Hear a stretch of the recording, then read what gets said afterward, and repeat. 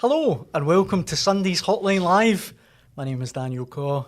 I'm delighted to be joined by the one and only We're Keith not Jackson. talking. There's a chance I might be in the doghouse here, but A chance? A wee professional trophy lifter. listen, we should say John Terry, I'm surprised you haven't come in here with a full kit on. front and centre. We've got the video and audio award from I'm stuttering now and everything. It's the equivalent of the European Cup, as far as I'm Yeah, concerned.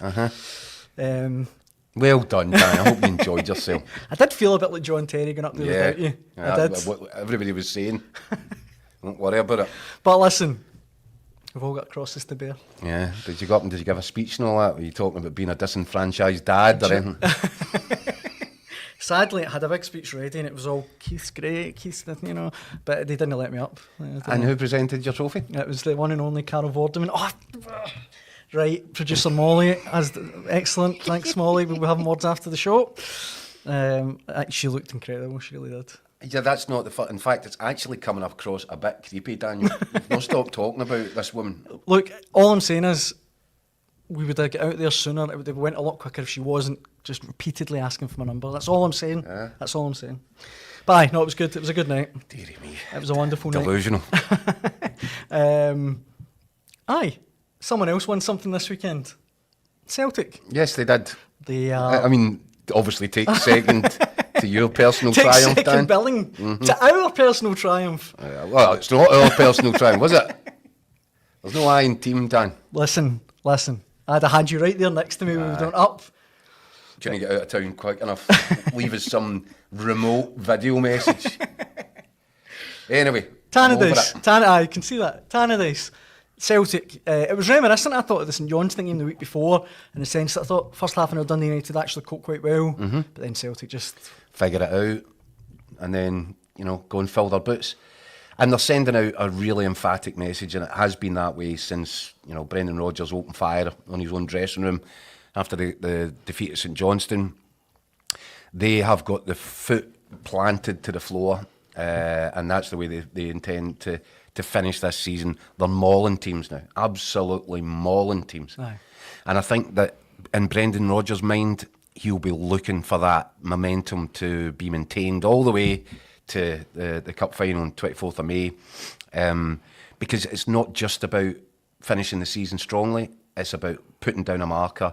He knows there's going to be big changes across the city, Andrew Kavanagh and the 49ers, perhaps, an ability to invest more money than might previously have been the case.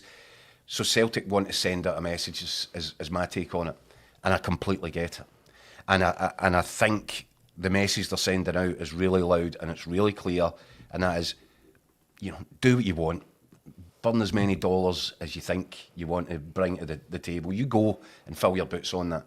You're not going to catch Celtic. And I think that's the message. And when you look at it, Daniel, we've talked about this thing, and I said I was down seeing Callum McGregor last week. I'm talking about this culture that Celtic have built, and it hasn't been done overnight. It's been done over a protracted period, a sustained period of years, 10, 15, 20 years, where there are people around about Lennoxtown and the football club who live and breathe it, who totally get it. It means when new players come into it, they connect right away. They can't miss it. This energy, or what it is to be part of this football club, this winning machine. And Rangers are going to have to start from scratch with new owners, very probably a new manager. They're going to need a whole new squad of players, and there's no connection. And that's going to take a while for Rangers. If they're going to restore themselves and make themselves credible in their own backyard, it's going to require something like that. But I don't know where you get it, because if Barry Ferguson and his backroom team are thanked very much and sent away at the end of the season, then where is the link? Exactly. Where is that? Where is your Callum McGregor? Where is your James Forrest? Your Brendan Rodgers? The people around the club. And that's where Celtic are so far in front. In fact, I've written a column about it, and we'll discuss it maybe. In fact, we won't, because I'm not here tomorrow. But I've written a column on it, and I'm thinking now, if I'm Brendan Rodgers, who used to say, and everybody knew it wasn't the truth. It's not about the trophies.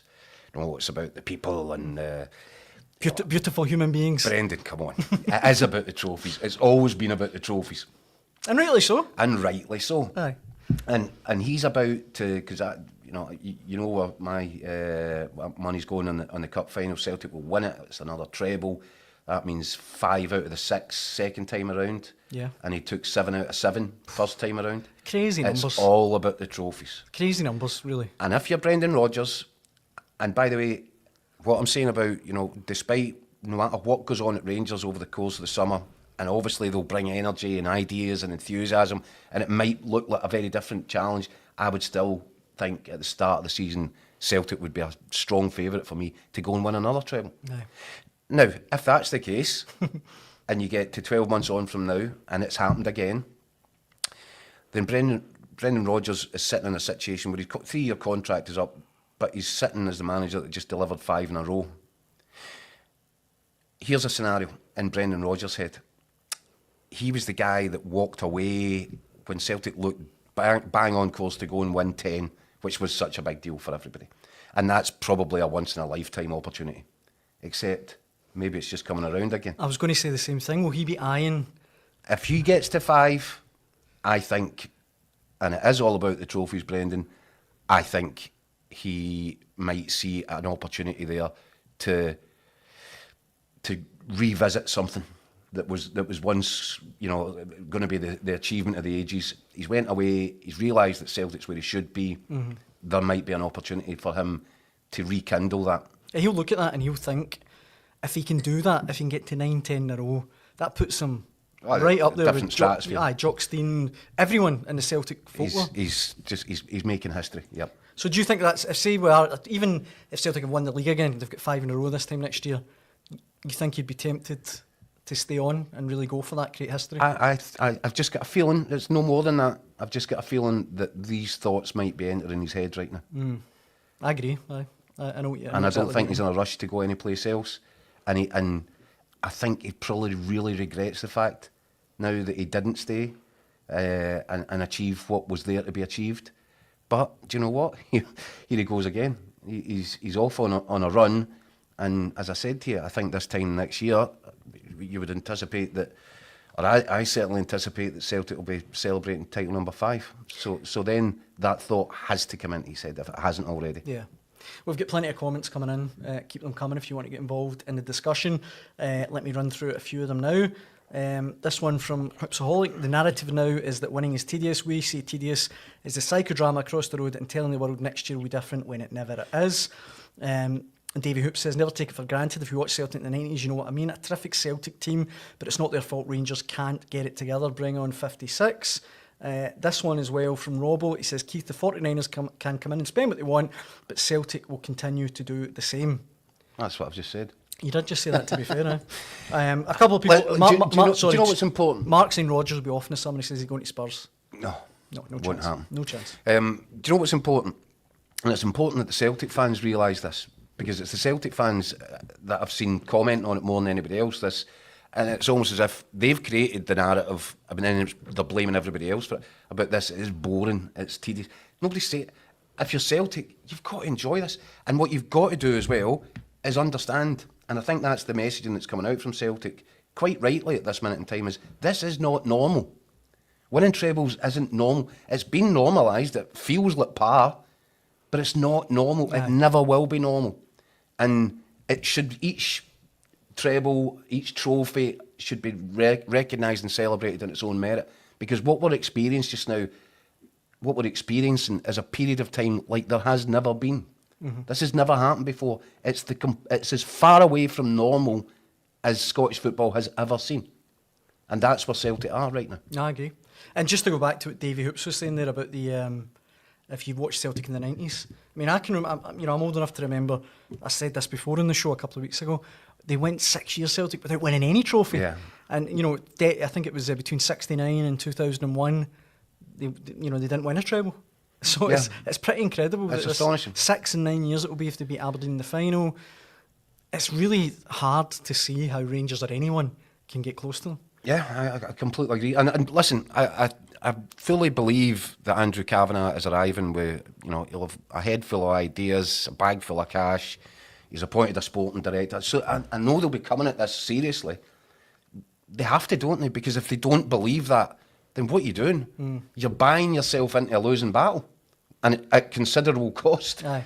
So they can't be coming into this accepting that second is good enough. They won't be coming to lose, obviously. Aye, Exactly but, right. Aye. But how you go about creating the same sort of winning culture that Celtic have got, and as I said, it's been forged over a number of years, and Rangers are going to have to start from scratch. And that's why I have said previously, Daniel, I think it might be a mistake to overlook the idea of keeping Barry Ferguson and his staff in there, because I think that they're a link, a bridge to a time when the club was competitive.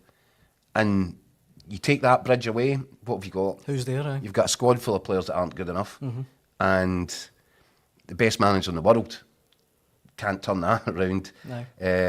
But you also, I think it's really important, and this is, we've talked about it before with the Rangers recruitment. If you don't know what you're looking for, how can you find it? And if you've got a scouting system network in place, and you keep signing players that don't have the mentality required to succeed in this peculiar environment, you'll keep making mistakes. It'll keep getting further and further and further away. Yeah. So big decisions for Rangers to make. They've also got this situation now where they're so up against the clock, it's frightening. They're months behind. I mean, they're years behind Celtic, but they're months behind in terms of planning for next season.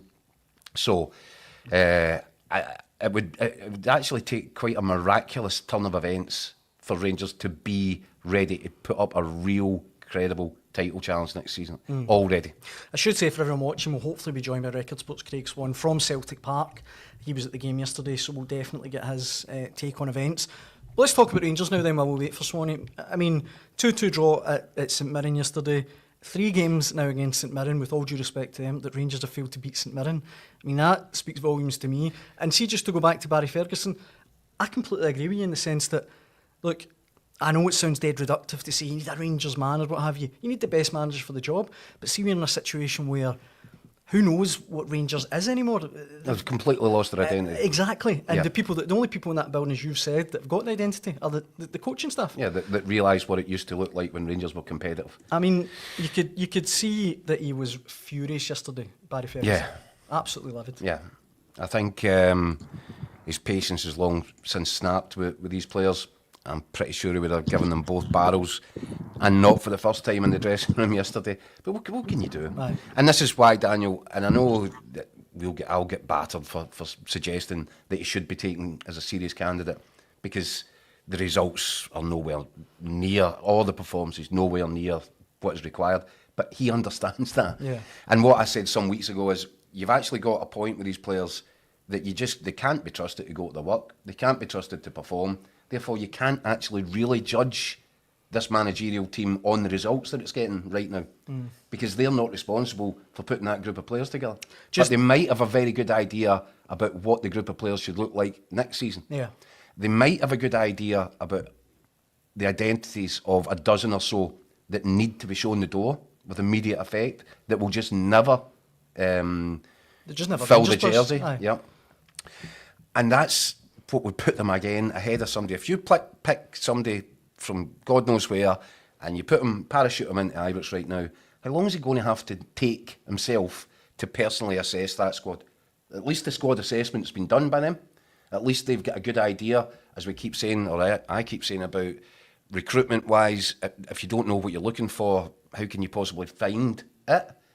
These guys know what it is, that extra bit that's required, and they'll have made that mental assessment. So it's not just in terms of technical ability, athleticism.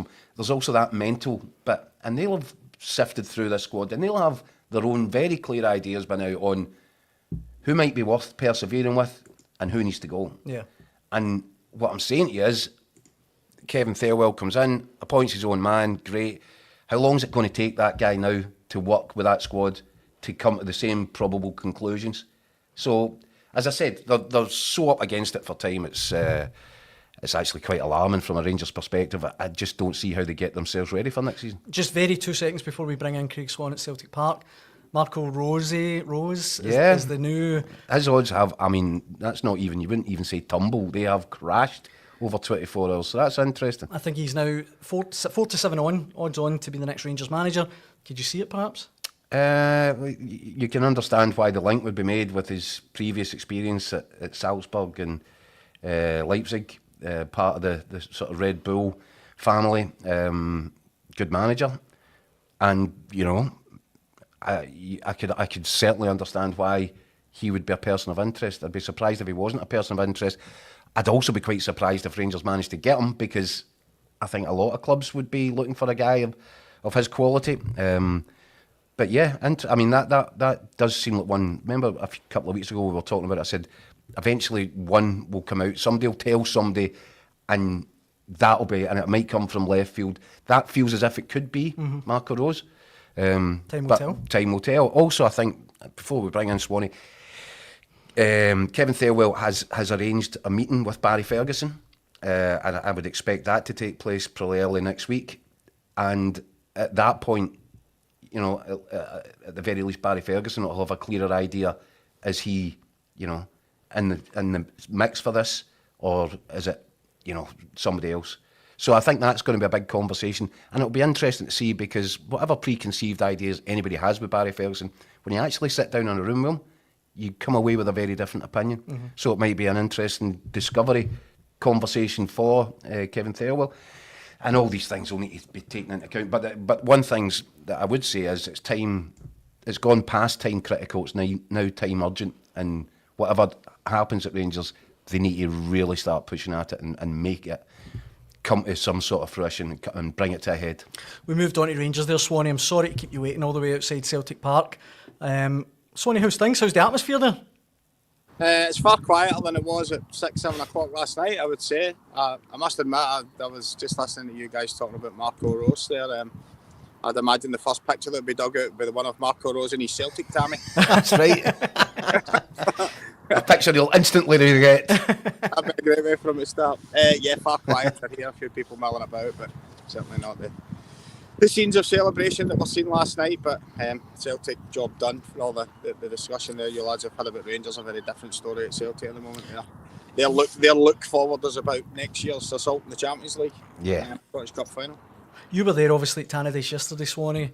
And we actually not talked about James Forrest yet, so I'll maybe start on him. James Forrest, Swanee, 26 trophies now, Celtic's all-time most decorated player. I mean, I think he's done enough now to be considered a genuine modern-day Celtic legend, I would say. I don't think that's even up for dispute. Exactly. I think James Forrest and Callum McGregor. That's 50 medals between the two of them. It's incredible. That's absolutely incredible. And it doesn't half make you old when you realise that I reported on James Forrest's debut. All those years ago. So, And you were a veteran then, Swanee. I was an old guy. I looked old then as well. But no, James, it's incredible that I think the thing that most people have spoken about, certainly Brendan Rodgers has spoken about it at length, it's just the longevity at such a big club, and there's been so many contenders who have come in the door, and they were the ones that were going to be ousting James Forrest, and they were the ones that were going to be taken over, and he would be palmed off, and it just never happens. It's never happened. I mean, James Forrest will be the first one to tell you, when everyone's fit and firing, he's probably not the first pick at the moment, but the influence he has around the place is massive. Standards that he sets, examples that he sets, professionalism, and it's strange actually that it was so disappointing for him that he lost so much time in his career with injury issues earlier on, but he may find that now adds on to the end, and he finds his career extended by the time that he missed with niggling issues and problems through the earlier stages of his career. But the funny thing is, Swanee, legend, no doubt. The funny thing is, you mentioned his kind of physical condition. He doesn't look as if he's lost any pace. No, he doesn't, no. No. That spring off, that instant burst away. Yeah. It looks as though it's still there. It's incredible. So I actually look at it, and it's interesting what you're saying there, Swanee, and you're absolutely spot on, because of all the areas where Celtic have gone in recruitment-wise, wingers, it feels as if Celtic try and sign about 5 different wingers every season. Aye. And James Forrest has seen them off one by one. It's quite astonishing. Aye, that's a good point. And he continues, and when he got back into the team at this point towards the kind of running last season, he was, I thought, by far and away their best forward player at that, and to such an extent that he gets into the Scotland squad for the Euros. And I thought he was really unfortunate and I think unfairly treated at the Euros. I would have wanted James Forrest in that Scotland side. And if we had a James Forrest in that Scotland side, we might have looked as if we might have a threat, somebody. James Forrest is just a terrific Celtic servant. You can absolutely rely on him in terms of what standard of performance you're going to get. He never dips, even when he's having not his best game, in terms of what he puts into it, he never really dips below a 7 or a 6 out of 10. He's got the goal threat, and I really hope for James Forrest's sake, and I'm sure it will happen, that he gets a goal, a league goal, because that would mean he's scored in each of the last 16 seasons in the league. And who knows? There's something for the fairy tale about this relationship that James Forrest has had in his career that he's had at Celtic. Would it surprise you if that goal comes at Ibrox next weekend? It wouldn't surprise you in the slightest. I was actually thinking the Scottish Cup final against Aberdeen, because he has scored in a final against Aberdeen before. You could almost see it. But that's not a league season, Swanee. I'd love to see the bickering for penalty taker the next time the Celtic get one. That's a very good point. You mentioned Swanee as well, Callum McGregor there. I know we've talked about him so much in this show, and he's a fantastic player. Look, I know he's in his 30s now, but watching him yesterday, I was actually thinking, I'm a wee bit surprised Celtic have actually managed to hold on to him for his career. He's such a good player. I'm surprised that there's not been someone down south came and taken a punt on him. He's where he wants to be. Aye. But yeah, I'm with you. Somebody should have come in and made a crazy offer at Celtic that would have found difficult to deal with. You just have thought at some point over the years someone would have went, listen. He's top quality and how that's. I'm sure it is recognised, but I think Callum McGregor, who knows what conversations have taken place. I'm surprised that nobody's come in and really tested Celtic's resolve on it, because I'm just so impressed with him as a player and always have been.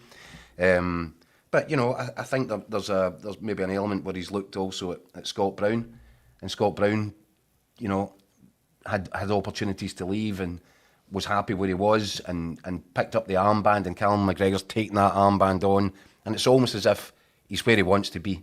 And it would take Celtic, I think, to say to him, your services are no longer required, before Callum McGregor would want to walk away from the place. He just wants to pile up the trophies, same as Brendan Rodgers. That's what this is now. This is all about piling up as much silverware, because Celtic have never been in such a dominant position. So while they're there, pile it up. Yeah. That's the intention. Swanee, I thought it was interesting as well to see that Adam Idah was on the bench yesterday. I know he came on and scored twice, but ahead of Ibrox next week. Do you think he'll start, or do you think he'll be left out? It's fascinating, that one, Daniel, because Brendan Rodgers has, Kyogo left, and everybody thought that Adam Idah was going to be the central guy. Didn't quite happen. Dyson Maeda stepped into the position and was absolutely superb, as we all know. Thought it was interesting yesterday at Tannadice that Celtic, by their own admission, were under a wee bit of pressure in the first 10-15 minutes of the game. Say pressure, but there were some balls going into the box. Never really sparkled in an attacking sense. They got the opening goal. Jota was there and sort of forced the own goal. The Celtic just went up the gears. As soon as Jota went off and Dyson Maeda went wide, they just turned into a completely different team. And as an attacking threat, I should say. And Dyson Maeda almost brought Nicholas Kuhn alive. Because the way he was escaping down the left-hand side, Kuhn then knew to get himself into the back stick because the ball would be coming. Jota hasn't been able to get up to the speed, obviously, and in a pre-season he didn't play a lot of football in the early part of the season. That's kind of understandable. And now he's looks unlikely to be there. Certainly for the next few games, we don't know the full extent as regards the cup final. But I think it's interesting because Maeda has done so well as a central striker, but the effectiveness out wide is just as impressive. In fact, even more impressive. So it's a tough one. I think Idah might end up getting the nod for Ibrox because Maeda was so impressive out in the wide area. But again, just going back to James Forrest, that at least offers Brendan Rodgers the option. Yeah. He can then play Kuhn and Forrest, and because Yang's been out missing games as well. So, I just thought we've almost forgotten already how influential and inspirational Maeda is in a wide area, and the fact he's done so well as a central striker. And the one thing that we've said about him this season, time and again, is instead of slashing his delivery, he's now putting goals on a plate for people when he gets into that final third. And the two goals yesterday for Kuhn were the perfect examples of that. was no wild slashing of the ball into the box. Picked Kuhn out for the first one. The second one he tried to pick Ida out. Ida missed it and Kuhn scored. He's such an influence. Swanee, would he play James Forrest on the left? That's the one that I wouldn't be sure about. Which you would think yes, because most of the Celtic wide players they tend to be inverted. You know, Kuhn's left-sided, he plays off the right. You know, Maida's right-sided naturally and plays off the left. So I wouldn't see an issue with it. But most of the time we see James Forrest that is off the right-hand side. So the options there. Again, going back to James Forrest, that's the beauty of James Forrest. He does give you those options, but Maida gives you the options as well. I think we really see Kuhn as a right-sided coming in on his left peg. So he's kind of stuck there, if you like. You wouldn't imagine him swapping over. So I think the decisions are around Dyson Maida and James Forrest. By the way, remember Swanee in a European game, was it in Norway? James Forrest played as the central striker, and did he not score a couple of goals? Rosenborg, I think. Playing through the middle. That was the great Celtic Champions League qualifying adventures when Tom Rodgers played as a central striker against Rosenborg. And James Forrest and Nir Beaton had his regular annual event at centre half. That's right. Yeah, no, he has done it in the past. James Forrest, a wee while ago, right enough. But I'm not suggesting for a second that he'll be starting as the number 9 at Ibrox at the weekends. That's for sure. Again, it's options, Keith. He could do it. He could do it. You never know. I wouldn't see it, but he could do it. Just kind of finally on Celtic, we mentioned this in the show a couple of weeks ago. No team has won, as far as I can see, the top flight in Scotland, Celtic or Rangers, while losing 3 derby games to the other side. Obviously, if Celtic were to lose at Ibrox, that would be the case this season. Brendan Rodgers, it goes without saying, will be absolutely desperate to make sure that's not the case, particularly given the performance in the last 2 derbies where Celtic haven't really shown them themselves at their best. And when Brendan Rodgers fired that message across the bow of his players at St Johnstone, he probably had a couple of big things in mind. 1, getting across the line. 2, Scottish Cup final, or getting there. 3, he's got to go to Ibrox. Yeah. And he needs his side motoring, and they are motoring. And as Swanee's saying there, spoilt for choice in terms of the options. Rangers, like box of chocolate stuff, don't know what you're going to get with them. But if you look at what they have produced in the recent kind of derby fixtures against Celtic, it's been quite impressive. So who knows? I don't know. I know that Barry Ferguson will certainly, he'll want it every bit as badly as Brendan Rodgers. That's for sure. But whether or not he can get another bounce out of his players, I don't know. If he can, it becomes an interesting match. They're at home. And yeah, I think there was an element of Brendan Rodgers struggled a little bit last time out tactically in terms of how to combat what Rangers were doing to them. Rangers went at them early in the match at Celtic Park, and they went after them. They shut them down in key areas. And Celtic never tactically got a foothold in that match. Swanee, the comment I've put up there is from Marzuno saying, I think Rodgers sent him out too calm for the last 2 derbies. That won't be the case next week. He'll be desperate for a show of dominance and power at Ibrox, won't he? I would have thought so, yeah. I would have thought that's exactly what Celtic will be looking for in terms of... There's always little targets and little motivations. Brendan Rodgers talks about that all the time. And before the game at the weekend, he spoke about, winning the mini league, the post-split league. That's another little target, and the goals records and all these kind of things. But there's no doubt Celtic will want to go. You win the title the week before. You want to go and show everyone that we are. The league table says that Celtic are the best team. We all know Celtic are the best team, but they'll want to go there and really put on a show, I would imagine. So, yeah, I think Celtic will be fired up for it. And it's interesting what you guys say. Subconsciously, 14 points ahead before they played at Ibrox the last time. They maybe weren't at it the way they should have been. They certainly weren't at it the way they should have been at the start of the game at Celtic Park. And I think they'll come out fired up on Sunday at Ibrox. The Celtic players will be motivated, I'm sure of that. I agree, and I think, Swanee, if you look at this Rangers side just now, and they're so flaky in form, if Celtic were to start that match properly, and I think that will be what Brendan Rodgers is hammering home, start it properly, start it quickly, start it aggressively, and get on top of them, because if you get on top of them, mentally they could fold. Yeah. And it could become messy. Sorry, Keith, that's been Celtic's problem with the games I've lost this season. Yeah. I think Yanis Hadji's goal in the game at Ibrox at New Year, that was something like 7 minutes. The game Celtic lost to St Johnstone. St Johnstone scored after about 3 minutes. They lost at Hibs. Hibs scored early doors inside the first 10 minutes. Sluggish starts, and that's something that you never associate with Celtic normally. So I would imagine Celtic will come absolutely flying out of the blocks on Sunday, I'm sure of it. The last thing that we need to touch on, guys, before we wrap up, while Celtic were wrapping up the title at Tannadice, Dundee were wrapping up 3 points at Tynecastle. And of course, it was bye-bye for Neil Critchley. Never want to see a manager lose his job. I'm sure he's a very good coach, but he didn't feel like he was in the right movie, did it? No. But even to the extent, Daniel, that I sat in this seat, when was it, last week? And I said, Dundee are going to go to Tynecastle and they're going to win. Aye. And people that have made this assumption that Hearts are going to be safe, and that, you know, it's just a matter of seeing out the season and then going to a beach. I said, I don't believe that to be the case. I said there was a scenario whereby if certain results happen, and all of them happened at the weekend, Hearts can get drawn really dangerously close to 11th place. Never mind your Jamestown analytics. I've got the Jackal supercomputer here, right? And I've worked out a set of results, and I don't think any of them are that far-fetched, so bear with me here. So, Hearts have got to go to Ross County. Ross County, on the back of a bad result at Kilmarnock, they're in desperate need. Going to Ross County is never easy.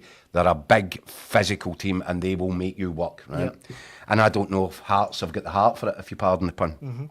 So if County win that, they go to 38 points. Kilmarnock win at St Johnstone next week. St Johnstone must feel as if their ship has sailed now. They're going down. So that would take Kilmarnock to 41 points. Dundee beat Motherwell. And why wouldn't they? Motherwell have made themselves safe. Dundee on the back of a good result at Tynecastle with Simon Murray, you know, firing goals in for all places. That would take Dundee to 40. Now, again, stick with me. The following set of fixtures. Hearts draw at home to Motherwell. All right? That was the result. They had a draw the last time the two teams played. Kilmarnock draw at home to Dundee, and St Johnstone lose at home to Ross County. Right. That seems all plausible. sounds plausible. Yep. Dundee, next round, Dundee draw to Ross County. Hearts draw against St Johnstone at home, and Motherwell draw with Kilmarnock. Next round of fixtures. Kelly beat Hearts, County beat Motherwell, and St Johnstone lose to Dundee. Right. Seems plausible so far. You buying all this, Yeah, right? yeah, I'm with you.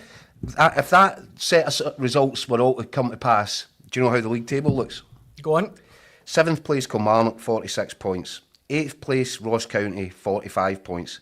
9th place Motherwell, 44 points. 10th place Dundee, 44 points.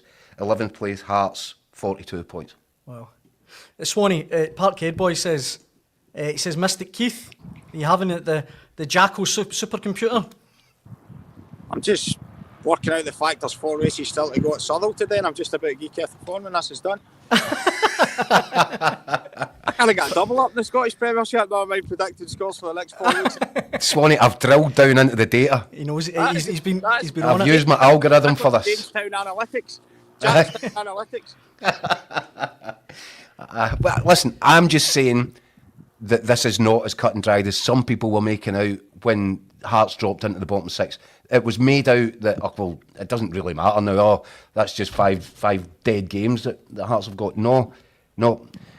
If they started with defeat at home to Dundee, they were going to be facing real trouble. They've panicked. The Hearts board know it. They've panicked and they've sacked Critchley. And now they've got Liam Fox in charge. And now the question is, if you have panicked because you don't think Critchley is the man quite clearly to get your result at Ross County, you fear if you stick with Critchley you're losing at Ross County. I'm not sure the Hearts board are doing their job properly by throwing an interim guy at this. Asking a guy to come up from the academy, the training ground, and take charge of this, knowing what's potentially at stake. Aye. I think Hearts need somebody experienced, and I'm going to throw forward 2 candidates right now. Go for it. I'm going to throw forward the obvious one, which I threw forward the last time when they gave it to Critchley. When the computer said go for Critchley, Jackal Town said go for Derek McInnes. It's the easiest, most obvious solution. Of course, it's Derek McInnes. He's a phone call away. So Derek McInnes is what now. That's complicated, isn't it? Because he's in the same relegation battle. You'd effectively be asking Kilmarnock to take their manager so that he might send Kilmarnock down and keep Hearts up. So that's complicated. I get it. And there's another name I'm going to throw at you because I don't think that anybody will really give it consideration because he's been out of management for a while, and I think people assume that his career trajectory has gone a different direction. Stephen Presley. Stephen Presley's such a connection with the Hearts fans, and I know that relationship has had its ups and downs. Ups and downs, yeah. But he's a guy that he is analytics. He's all analytics. He's at Brentford. He's been working with the first team there for 4 years. He completely gets it. He's completely attuned to how these data-driven clubs work. So there's an interesting fit there. And I happen to believe, and you just need to trust me on this, I think he's got an itch that he wants to scratch in terms of getting back into the dugout, into the front line. And I can only imagine that Hearts is the one club that, you know, he would want to be more than any place else. And I think strongly that if Hearts were to pick up the phone to Stephen Presley, he'd be up the road in a minute. And he'd be up the road in time for to take the team to Dingwall this weekend. And he could be the big personality, gives him the lift for that 4 games, you'd have thought. He's actually got a career of doing that. He was the firefighter. I think it was Pathos. He went there. They were just about getting relegated. He kept them up. He did the same with Fleetwood when they were on the brink of relegation. He kept them up. Listen, it's worth a phone call. Swanee, what do you think? Either of those names pique your interest? Yeah, I think getting Derek McInnes out of Kilmarnock at this stage would be a very difficult and impossible one to get past Billy Bowie, I would have thought. Stephen They Presley, play each other in the last game, Swanee. I was fascinated with what Keith said about the games. Listen, you caught me on the hop here a wee bit. I hadn't done my research on it, but did a similar thing not happen when Hibs went down? Yes. Well, Hibs They dropped like a stone. Yeah, the last 5-6 games, nobody even really thought that relegation That's right. was going to be dead games, and then all of a sudden, whoa, in the playoff, all of a sudden Hamilton beat them. I was sure the similar thing happened. So you're right. Incredibly similar, Swanee. Incredibly similar. Yeah, it was. Yeah. So listen, they have to watch out, and you know what it's like. And we've all seen it a million times when the downward spiral starts, and it's strange because the fans weren't happy anyway, but there felt like a bit of connection at Hampden last weekend. Even though Aberdeen beat them in the semi-final, you felt like what Hearts put into the game. They played so well with 10 men. Defensively and organisationally, they played well. The fans seem to be with them. And then this week, it's just all gone wrong again with the statements about decisions for coming for the top of the club. And then that result yesterday was just a disaster. That was. I know what you're saying, Keith, about panicking. And I do tend to agree that if you're going to put the guy in charge, then you've got to let him see it out. But it's clearly a case of what was on display yesterday. I didn't see the game myself. I was at Tannadice, but clearly what was on show yesterday sent off serious signals that these next 4 games are a big danger if they don't do something. And Liam Fox has been in. That's the one thing I would say. Liam Fox has been in taking charge of top teams. So I'm not sure he's a complete rookie. I think he'll be able to steady the ship just about enough. That's probably the road they'll go down for the end of the season. Would you thank them for it if you were Liam Fox, Swanee? You get thrown into this. This is the ultimate hospital pass. Aye. Yeah, I know, but I mean, you can only imagine having been an assistant manager and worked in staff. So I'm quite sure Liam Fox is his eye on maybe being a manager himself at some point. So maybe you'll see this as an opportunity to go and lift it. Now, whether that would mean he would get the job on a full-time basis, I've got no idea. But all you can do is take the opportunity that's handed to you. So. And my last question to you, Swanee. My last question. It was the Jamestown Analytics that basically picked Neil Critchley, identified him when nobody else would have identified him. When, you know, I was saying Derek McInnes at that point was the obvious answer. Did they trust the computer? Did they go back to the same computer that gave them Neil Critchley, ask the same question, and trust the computer again? Yeah, I just think with 4 games to go, I'm not sure the computer will be getting turned on for this one. I think it's like pretty much like I couldn't imagine them giving Liam Fox 1 game and then going and getting somebody for the last 3 games. I just don't see it. I could be miles wrong, if it all goes wrong this weekend and they think they need to do something else, like you're suggesting, Keith, maybe give a phone call to Stephen Presley or something. I don't know, but you would imagine it's going to. Liam Fox will probably do enough to make sure Hearts stay safe, and then they'll revisit the situation in the summer. Now, you get the impression that Hearts are going to be buying all into this, so the computer better sort itself out, because the first effort was a bit of a buffering job, I think. It was great, wasn't it? I'm telling you. Do you know what I think? I think Liam Fox takes the team to Ross County, and I think if they lose that, if you think this weekend was panic stations, wait to see what next weekend looks like if they lose up there. The Brown Warrior in the comment section, Swanee says it must have been a ZX Spectrum. I like my ZX Spectrum. I was a master of Manic Miner. I had it as well. Remember that? You had back in the day, Daniel, right? You actually had cassettes with your games on. You're you had to play it. You had to put it in a tape recorder. It came up with this mad, horrible kind of noise, and it took about 15 minutes to load a game onto your ZX Spectrum. I refuse to believe it. Daley Thompson's decathlon. Happened, Daniel. That's it. Absolutely Well, happened. on that note, I think we should wrap up Kids of today. Sunday's Hotline Live with Record Sport. I need to finish very quickly. You'll see in the centre of our desk there, we've got a little award. I need to thank guys like Swanee and everyone in the writing team who have been absolutely amazing. They don't get paid any extra to come on the show every week, and they are absolutely brilliant. I want to thank them. Stalwarts. And I need to thank the video team as well, at Molly, who's our editor today. Brilliant production also, team. all the other guys that are in it, we couldn't do it without them. The heartbeat of the show. Correct. So thanks, Swanee, you're here, so thanks very much for all your appearances as ever. Just send cash. Plaudits mean nothing to me, just send cash.